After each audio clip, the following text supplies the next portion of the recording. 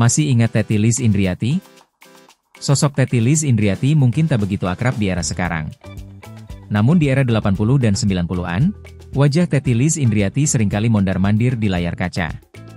Teti Lis Indriati adalah salah satu aktris langganan peran ibu muda, istri sabar, atau wanita tegar di berbagai sinetron dan film drama keluarga.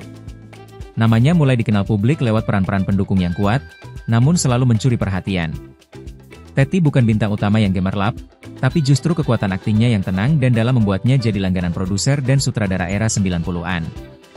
Ia tampil di berbagai sinetron populer dan FTV lawas, termasuk Keluarga Cemara, Janur Kuning, dan sejumlah film layar lebar yang kini jadi koleksi nostalgia penggemar perfilman nasional. Wajahnya yang khas, gaya bicara yang lembut, dan akting yang natural membuat namanya dikenang hingga kini. Di balik layar, Teti Lis juga sempat menjalani kehidupan rumah tangga yang penuh dinamika. Ia pernah menjanda dan memilih menjalani hidup sederhana setelah dunia hiburan tak lagi menyapanya setiap hari. Tak banyak sensasi, tak banyak gosip. Teti memilih jalan yang tenang dan bersahaja. Kini, Teti Lis Indriati nyaris tak terdengar di media. Ia menjalani hidup sederhana jauh dari sorotan. Namun sesekali, wajahnya muncul dalam acara reuni artis lawas atau konten nostalgia di media sosial.